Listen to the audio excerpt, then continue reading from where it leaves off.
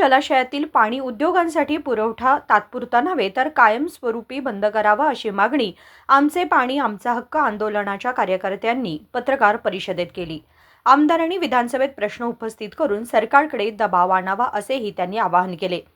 हिडकल जलाशयातून धारवाड औद्योगिक क्षेत्राला पाणी पुरवठा करण्याच्या कामाला जिल्हाधिकाऱ्यांनी तात्पुरती स्थगिती दिली आहे।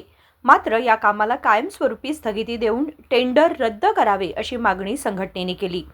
सोमवारी कन्नड साहित्य भवनमध्ये झालेल्या पत्रकार परिषदेत माजी मंत्री शशांक नायक म्हणाले की विविध संघटनांच्या प्रयत्नामुळे धारवाडला पाणी पुरवठ्याचा निर्णय स्थगित करण्यात आला आहे। मात्र तात्पुरत्या स्थगितीपेक्षा थेट टेंडर रद्द करणे हाच योग्य पर्याय आहे। यासाठी मी काही आमदारांशी चर्चा केली असून ते विधानसभेत हा मुद्दा उपस्थित करतील। यावेळी सामाजिक कार्यकर्ते सुजित मुळगुंद म्हणाले की विविध तालुक्यातील तहसीलदारांनीही जिल्हाधिकाऱ्यांना या प्रकल्पाला स्थगिती देण्याची मागणी करणारी पत्रे पाठवली आहेत। ही सकारात्मक बाब आहे। ನಮ್ಮ ನೀರು ನಮ್ಮ ಹಕ್ಕು ಈ ಒಂದು ಹೋರಾಟ ಸಂಘಟನೆಯನ್ನು ಮಾಡಿದ್ದೀವಿ। ಬೆಳಗಾವಿಯಲ್ಲಿರುವಂಥ ಕನ್ನಡ ಸಂಘಟನೆ, ಮರಾಠಿ ಸಂಘಟನೆ, ದಲಿತ ಸಂಘಟನೆ, ಮುಸ್ಲಿಂ ಸಂಘಟನೆ ಇತರ ಎಲ್ಲ ಸಂಘಟನೆಗಳು ಸಂಸ್ಥೆಗಳು ಕೂಡಿ ಇದನ್ನೊಂದು ಮಾಡಿದ್ದೇವೆ। ಇದಕ್ಕೆ ಕಾರಣ ಅಂತ ಹೇಳಿದ್ರೆ ಕುಡಿಯುವ ನೀರನ್ನ ಹಿಡಕಲ್ ಜಲಾಶಯದ ಕುಡಿಯುವ ನೀರನ್ನ ಧಾರವಾಡದ ಇಂಡಸ್ಟ್ರಿಯಲ್ ಪರ್ಪಸ್ಗಾಗಿ ಪೂರೈಸುವಂತ ಒಂದು ಕಾರ್ಯ ನಡೆದಿತ್ತು, ಪೈಪ್ಲೈನ್ ಕಾಮಗಾರಿ ನಡೆದಿತ್ತು।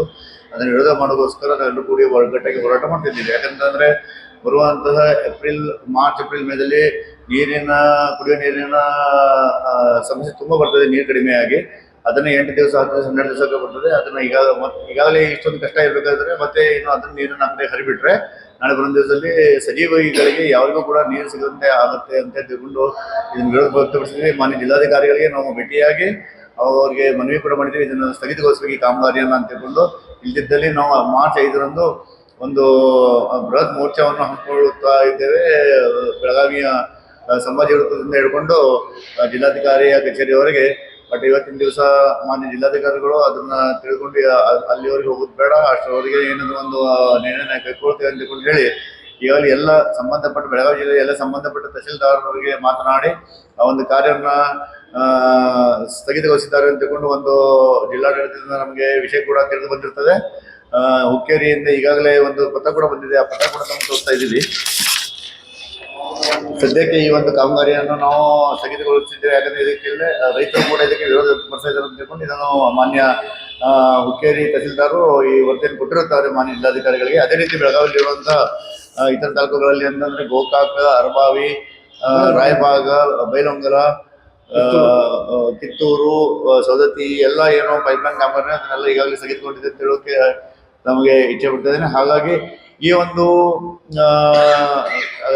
ಸದ್ಯದಲ್ಲಿ ಕಾಮಗಾರಿ ಸ್ಥಗಿತಗೊಳಿಸೋದಕ್ಕೆ ನಮ್ದು ಕೂಡ ಏನೋ ಒಂದು ಮೋರ್ಚಾ ಇತ್ತು, ಆ ಮೋರ್ಚಾವನ್ನು ಕೂಡ ನಾವು ಕೂಡ ಸ್ಥಗಿತಗೊಳಿಸ್ತಾ ಇದ್ದೇವೆ ಅಂತ ತಿಳ್ಕೊಂಡು ತಾತ್ಕಾಲಿಕವಾಗಿ ಸ್ಥಗಿತಗೊಳಿಸಿದ್ದೇವೆ ಅಂದ್ಕೊಂಡು ಹೇಳ್ತಾ ಇದ್ದೀವಿ। 1976ನೇ ಇಸ್ವಿಯಲ್ಲಿ ಏನು ಒಂದು ಹಿಡಕಲ್ ಜಲಾಶಯ ಕಟ್ಟಡ ನಿರ್ಮಾಣವಾಗಿತ್ತು, ಆ ಜಲಾಶಯದಿಂದ 0.01% TMC ಮಾತ್ರ ನೀರನ್ನ ಇಂಡಸ್ಟ್ರಿ ಕೊಡ್ಬೇಕಂತ ತಿಳ್ಕೊಂಡು ಅಲೋಕೇಟ್ ಆಗಿತ್ತು। ಆ ಪ್ರಕಾರ ಆದ್ರೂ ಕೂಡ ಈಗಾಗಲೇ 0.06 TMC ನೀರನ್ನ ಇವ್ರಿಗೆ ಇಂಡಸ್ಟ್ರಿಯಲ್ ಕೊಡಲಾಗಿದೆ। ಇನ್ನು ಹೆಚ್ಚಿನ ನೀರನ್ನ ಅವ್ರು ಕೊಟ್ಬಿಟ್ರೆ ಕುಡಿಯೋ ನೀರಿನ ಸಮಸ್ಯೆ ಆಗುತ್ತೆ ಅಂತ ತಿಳ್ಕೊಂಡು ನಾವು ಈಗಾಗಲೇ ಅದನ್ನು ವಿರೋಧ ಕೂಡ ಮಾಡ್ತಾ ಇದ್ದೇವೆ।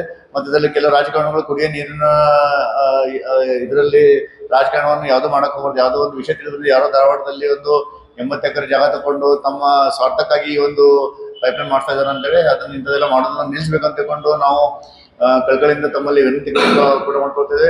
ಕರ್ನಾಟಕ ರಾಜ್ಯ ಸರ್ಕಾರಕ್ಕೆ ಈ ಒಂದು ಹಿಡಕಲ್ ಜಲಾಶಯದಿಂದ ಧಾರವಾಡ ಇಂಡಸ್ಟ್ರಿಯಲ್ ವರೆಗೆ ಏನೊಂದು ಪೈಪ್ಲೈನ್ ಮೂಲಕ ಕುಡಿಯೋ ನೀರನ್ನ ಪೂರೈಕೆ ಮಾಡುವಂಥದ್ದು ಒಂದು ಏನು ಕಾರ್ಯ ನಡೀತಾ ಇತ್ತು, ಅದನ್ನು ಮುಂದೆ ಟೆಂಡರ್ ಕೂಡ ಇದನ್ನ ಏನು ಆಗಿದೆಯೋ ಆಗಿಲ್ವೋ ಗೊತ್ತಿಲ್ಲ, ಆಗಿದ್ರು ಕೂಡ ಅದನ್ನು ಕ್ಯಾನ್ಸಲ್ ಮಾಡಬೇಕು, ರದ್ದು ಮಾಡಬೇಕು ಅಂತ ತಿಳ್ಕೊಂಡು ನಾವು ಒತ್ತಡ ಹೇಳ್ತಾ ಇದ್ದೀವಿ। ನಮಸ್ಕಾರ।